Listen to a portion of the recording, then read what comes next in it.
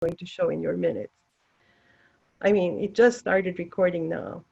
So I am uncomfortable being questioned in this way. I said what I said, it is there.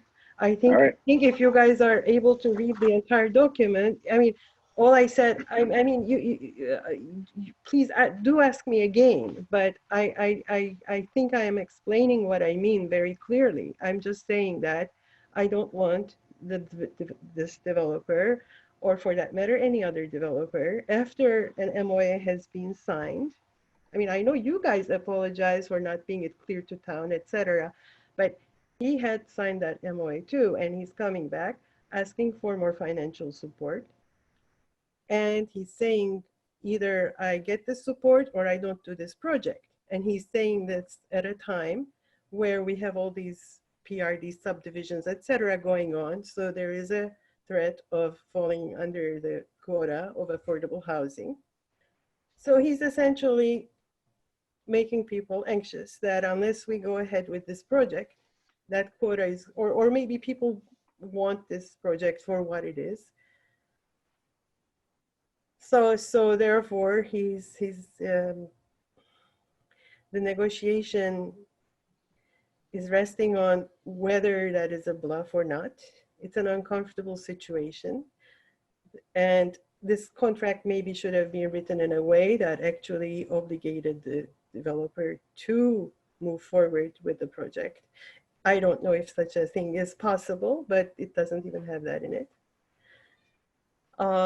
Therefore, I would like, I would just like to put that provision there. So, because that was really the intent, to discourage the developer from further asks. Since then I have, and you know, I can see that you cannot prevent further asks the way it is written. However, you can maybe put a disincentive that that prevents asks that say it's either this or I'm not doing it. All right, thank you.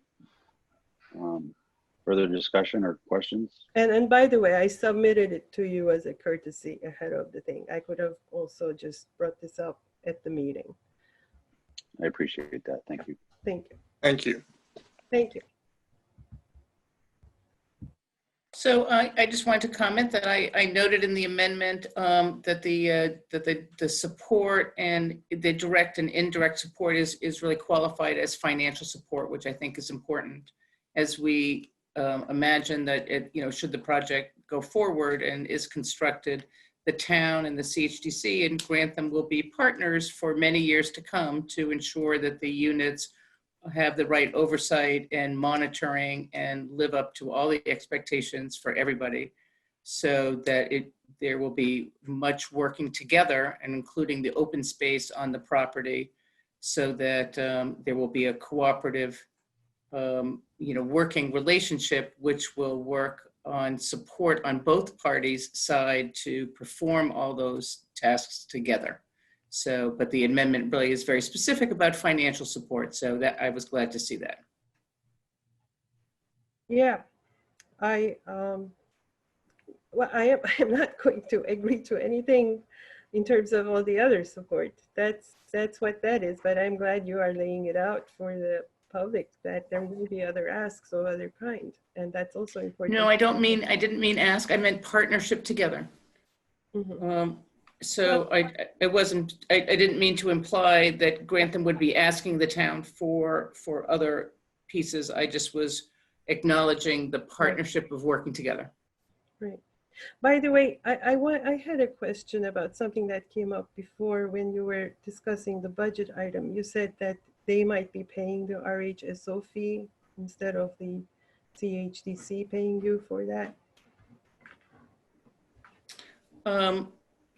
So, and your question is? I'm just clarifying that I heard that correctly. So Grantham has agreed to pay a certain amount of money towards the RHSO support, in particular for the home funds commitment and the extra work that burdened the town with. And so part of that, yeah, so part of that could be. I believe you said something about it would be for your services.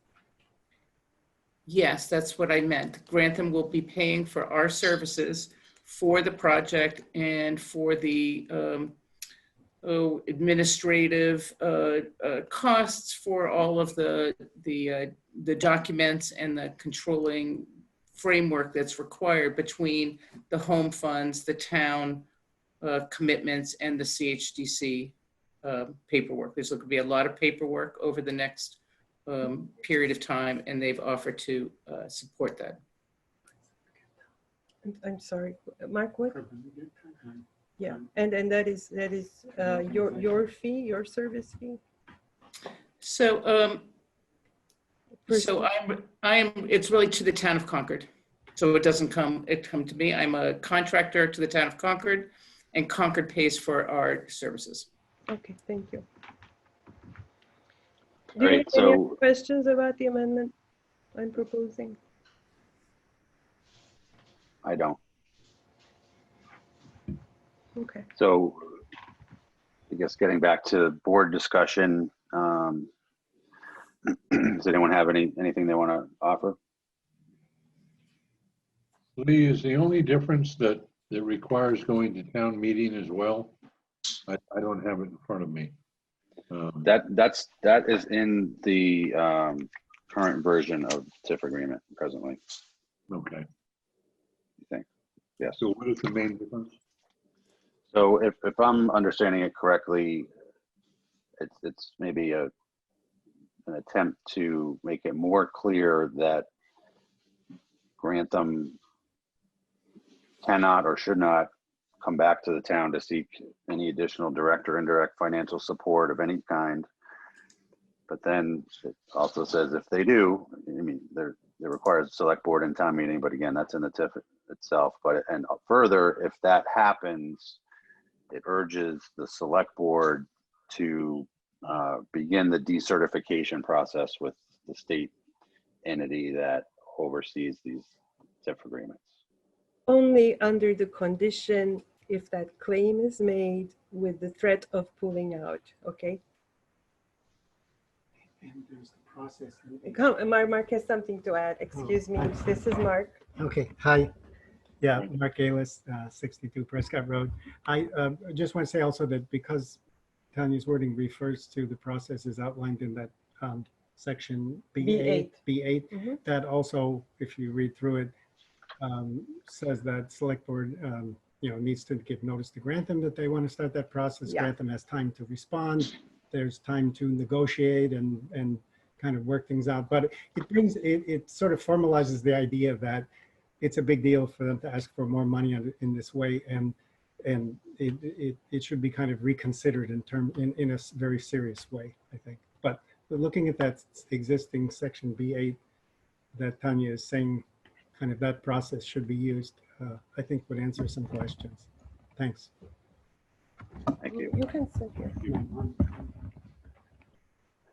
I mean, in my view, it seems to try to essentially legislate policy and direction to the select board that maybe is better placed in the context of the normal political process that would occur at the time if this were to happen.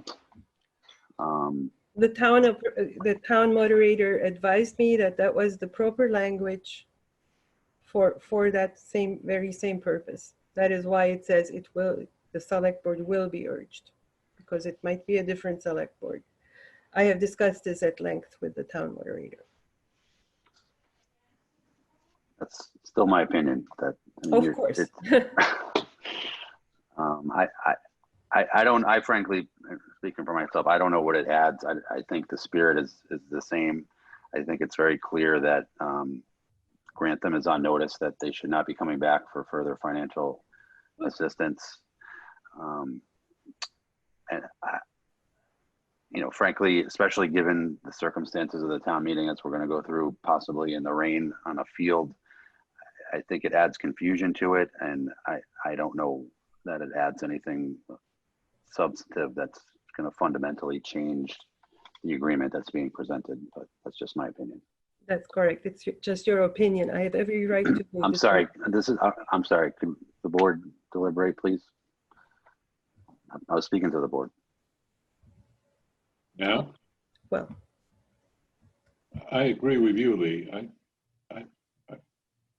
It seems that the strictures, if there is an ask by Grantham to get more money out of the TIF or in a related manner, that going to the town meeting and the select board would be enough. I'm not sure that we want to require a decertification. I don't know what circumstances might exist in 2 or 3, I don't know, 2 or 3 years. And I'd be reluctant to have some stricture such as that is required.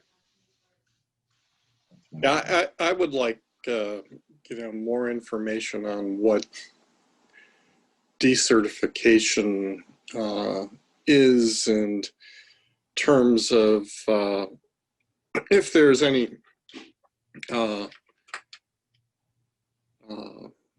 state requirements as to what as to when and how something can be decertified, because I just don't know enough about that.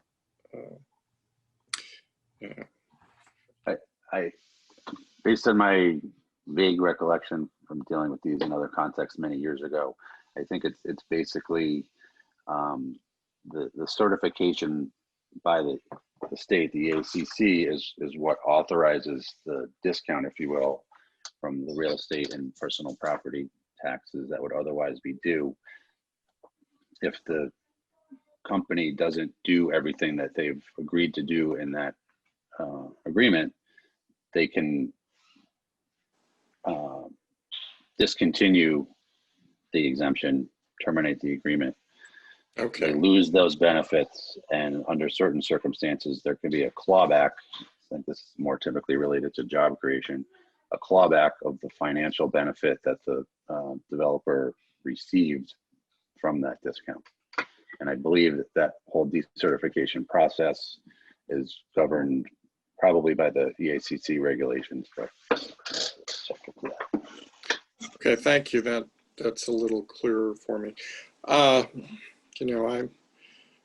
It sounded like there's some real teeth in the original agreement the selectmen have, and that this added discouragement may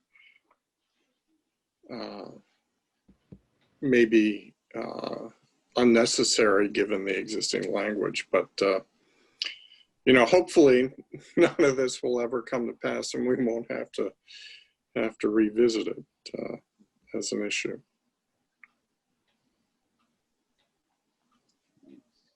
Jim, any comments or questions? No, I don't have any.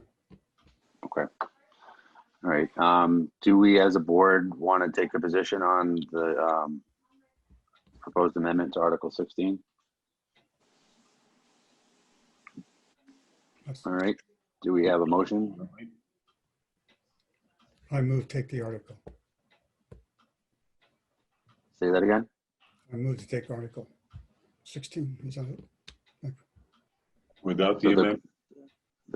The question is whether we want to support the amendment that we've just been discussing to Article 16. I suggest we support Article 15. Article 16 as originally proposed in the well.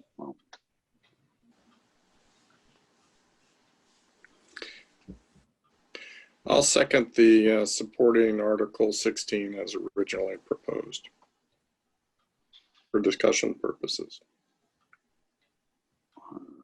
All right. Any further discussion? Hearing none, I guess we'll take a roll call vote again on whether to support Article 16. Is it easier to say without amendment, just given the back and forth that there's been and the variation along the way?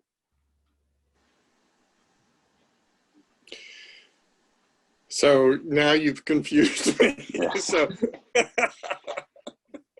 So I would vote against amending the existing article. And so against the amendment. That was a motion, wasn't it? Yeah, I So think so, but I got confused by Lee. I think we're all confused. All right. Yeah. Let's take any motions that have been on the table and start over. Would someone like to propose a new motion? All right, I'll make a motion that we not support the amendment. Second. All right, any further discussion? All right, hearing none, roll call vote on not supporting the proposed amendment to Article 16 that we've been discussing this evening. Jim Burns, No. you vote no to not. That's right. That's right. Not yet. Say it again. No. All right, Peter Lowett, Aye. Doug Bacon, Aye. Lee Smith, aye. So that, I believe, is 3-1 in favor of not supporting the amendment to Article 16 as discussed tonight. Is that accurate? Yes. That's it. All right. Okay, do we have anything else to discuss about Junction Village?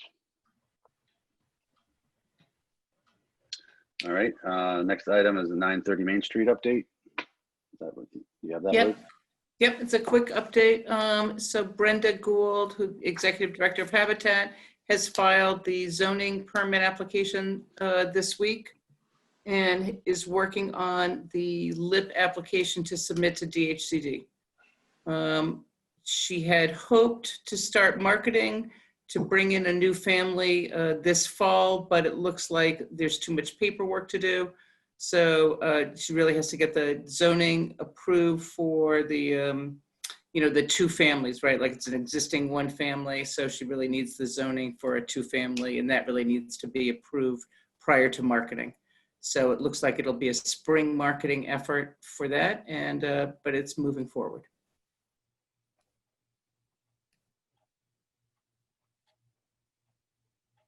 Thank you. Yep, good.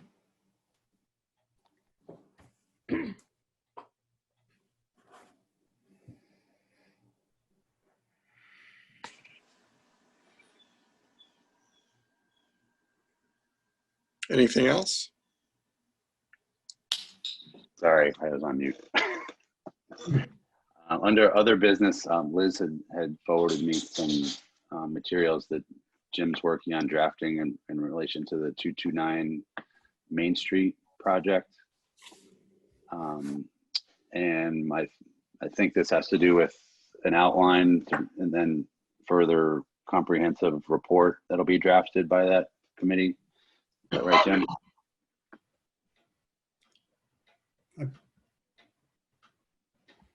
So, I lost. Oh, okay. There you are.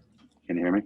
Yeah, I can hear you. So, all right. So I think it's something I believe, Jim, you're this board's representative on that committee. So my thought was that our board should consider what will be submitted and discuss that before it goes in. And just having received that today, I'd like a little more time to consider it. So maybe we can meet next week or something to go over it. That's good. Gary asked that we get information to him tomorrow, but I can certainly contact him and say we need some more days in order to actually be able to be effective in what we want to do.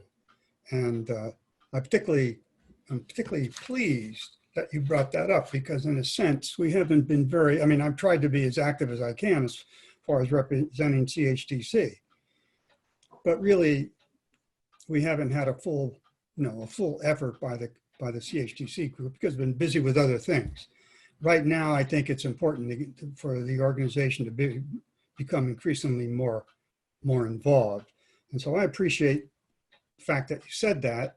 And secondly, I'll do what I can with Gary to see if we can stretch out a few days, if that's okay with you.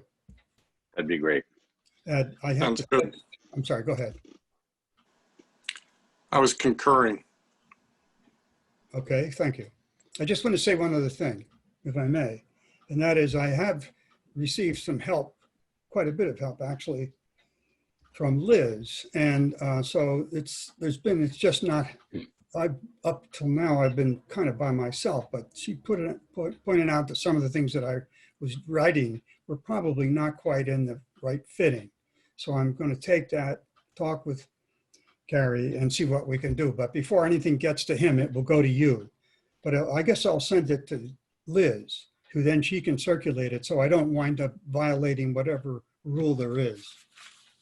Is that okay? Actually, that still does violate the law because it's your opinion going from this to the other people. It still violates the law. In fact, All right, your thank discussion you. of- Excuse me, this is a point of order. Your discussion of this subject matter also is it not, yes, it says new business, but that's not the way to do an agenda. This is also against the open meeting law. All You're right. discussing something people don't know about. We're discussing scheduling a meeting to discuss it. No, you discussed some things about the May 2229 property. That's the topic of the future discussion. Thank you. All right. What do people's calendars look like for next week?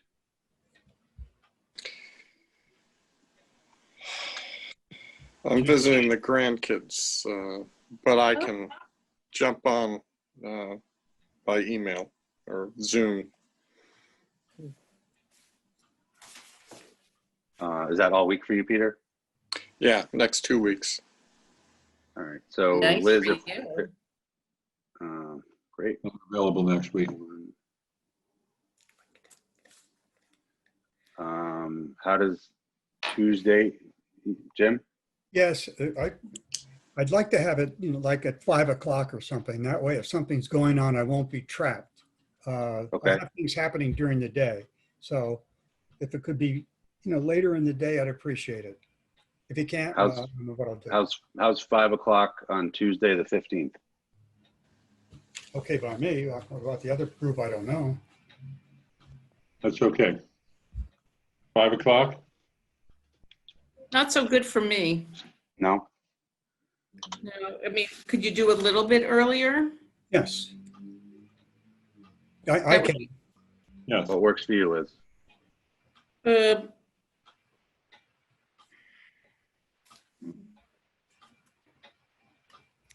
Is Wednesday not an option?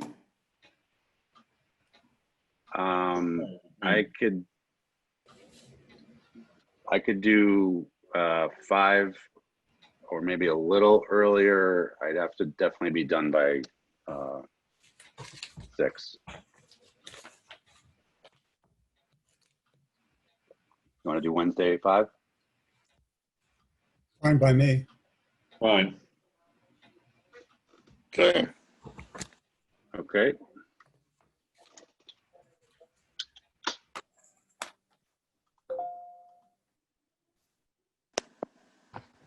Liz, can you take care of posting that? Yes, I just made myself a note. I will do that. And I think the sole agenda item will be 2229 Main Street. Yes. No town meeting recap? Sure. It'd be hard not to have that on the agenda, Good point.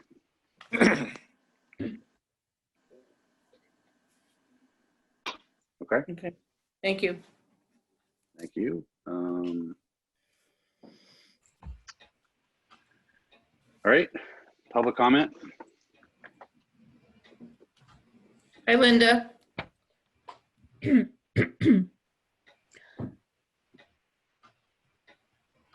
Hi, everyone.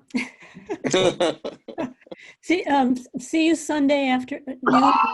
Make sure you're prepared with all the gear and your comments. Too. Best of luck. I hope it goes well. Do you All right, guys, Linda, do you get to sit underneath a tent or anything, or are you just out there in the I'm the out there with the elements? rest of you. Oh, boy. Oh, boy. Okay. All right. All right. Entertain a motion to adjourn. So moved.